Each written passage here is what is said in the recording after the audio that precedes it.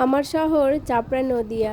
শীতকাল মানেই পিকনিকে মেতে ওঠা। ওদিকে সামারে গরম এতটাই বেশি থাকে যে গরমের সময় ঘর থেকে বের হওয়াই কঠিন হয়ে যায়। তাই সবাই শীতের সময়ই বেশি পিকনিক করে, কিন্তু কানাডায় একদম উল্টো। এখানে উইন্টার মানেই প্রচন্ড ঠান্ডা, বরফ আর চারিদিকে সাদা স্নোতে ঢাকা থাকে। সেই সময় মানুষ খুব দরকার না হলে বাইরে বের হতে চায় না। তাই এখানে সবাই অপেক্ষা করে সামারের জন্য।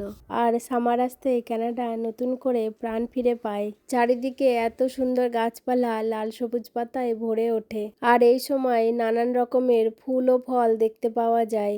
আর এই সময়ই মানুষ পার্কে যায়, হাইকিং করে, লেকের পাশে সময় কাটায়, পিকনিক করে, খুব সুন্দর করে সামারটাকে এনজয় করে। দীর্ঘ 2-3 ঘন্টা হাঁটার পর বুঝলাম এত বড় পার্ক একদিনে ঘুরে দেখা সম্ভব না।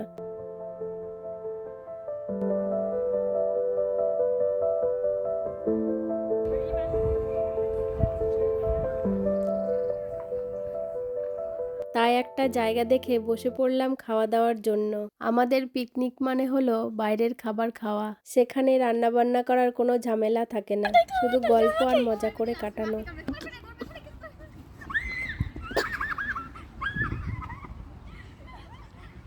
খাওয়া দাওয়া শেষ করে কিছুক্ষণ বসে সময় কাটালাম। চলো তাহলে এবার বাড়ির দিকে যাওয়া যাক। আজকের ভিডিওটি কেমন লাগলো কমেন্টে জানিও।